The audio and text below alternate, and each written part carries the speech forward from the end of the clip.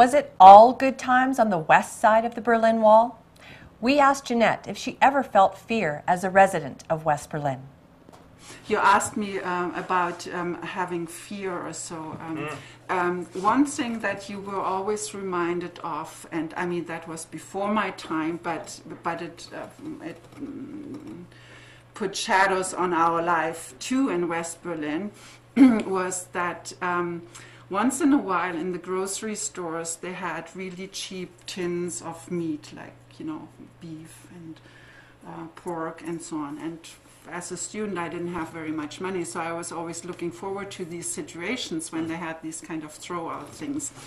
So they were from the government, the Berlin government, they had huge warehouses. I mean, I never knew where they were, but they had essential things for feeding the whole population of West Berlin for I don't know how long. Wow. Because 1948, 1949, there was the Berlin Airlift. Have you ever heard of that? Okay. The Soviet Union shut off West Berlin from the West completely for 1 year or 13 months or something. The very next day, the British and the Americans, and mostly the Americans, I think, were airlifting essential goods to West Berlin, feeding 2 million people. Wow. I mean, just telling you, it sends shivers down my spine. My father lived in West Berlin at that time, so they had major shutdowns of electricity. Maybe they had an hour during the night just to do something. They were flying in. There, every few minutes there was a plane landing. It's unbelievable. For more than a year to feed a whole city. This is one of the reasons I think that West Berlin was so important to the West, to just, you know, to show the communist part of the world, you can't do this to us. Wow. Yeah.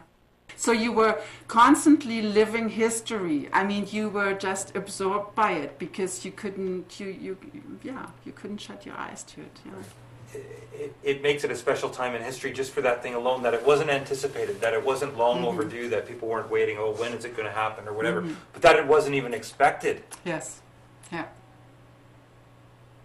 What do you think did it from your perspective as a resident there?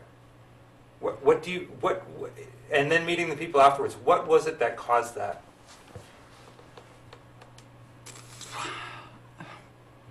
I really don't know. I think sometimes a little thing starts, puts a little hole into something, and then it just snowballs from there. And I mean, the Hungarians, they decided not to shoot one day at people who were coming at the border, and they were East German holiday makers or so, and they just decided not to shoot.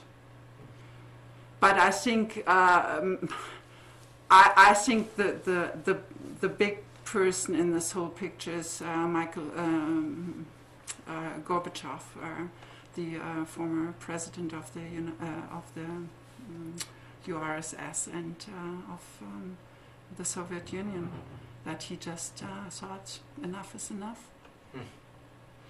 So I mean, he smoothed the way. For a time, you were going to school there as and this time I mean as a kindergarten, as a young person. What was it like? What did your teachers say? What was it? Was it very much there? Was history the main thing, or and was it very evident? Like, I mean, was it you know, very often it's propaganda when you're at war or in conflict, or you have this thing. Was that like a constant thing where? No, I mean, I was too little. I was 6 years old when the wall came down, so Okay. Yeah, but there are a few things that I do remember, and I mean, they're just like little, you know, little flashes or so. but I mean, I was just too little. I didn't have a clue. It was you that had the idea that we talk about this. What do you think the lesson of this moment in history was for us? What it tells me is I never thought that something like that could happen. So it did.